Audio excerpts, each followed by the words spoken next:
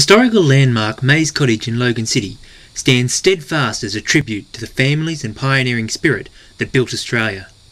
But to one family, it will always be known as something different. Mays Cottage isn't just any house, it's a home. The following story is a collection of memories of what the house meant to the Mays family. Mays Cottage was built in 1886 and named Pleasant Place by John and Emily Mays. John and Emily moved into the cottage with their surviving children the week before the disastrous flood of 1887.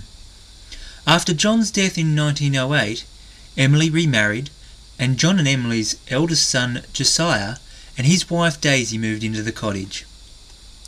So what was Pleasant Place like to live in? It was warm, in as far atmosphere, always smelled of cooking. Grandma was cooking biscuits, or she used to do a lot of cooking on the wood stove, and always had that sort of a feel about it. And cedar oil too, I can remember that smell because she used to do the furniture in the dining room out of that. So it was just a sort of country feel about it. Yeah. We'd sleep out on the verandas. It's nice too, especially in summertime, sleeping out on the veranda.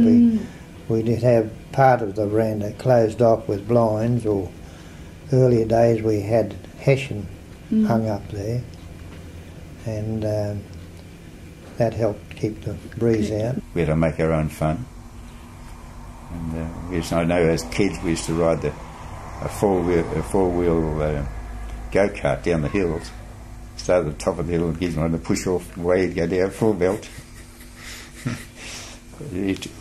whichever side of the hill you wanted to go, That was our funny time. We used to have good times like that.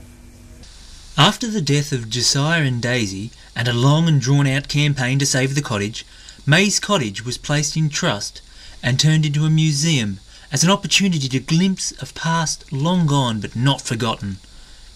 But even after all this time, Mays Cottage still has a special significance to the families that grew up there. Well, it's still home to the whole family. They like to get together and go back home every so often, and that often used to happen with birthdays and such. Like when Dad and Mum were alive, when they were there, we used to often go back there, and we still like to make an effort to get back to the old homestead even now, and get all the kiddies together, all the grandkids together, and so forth.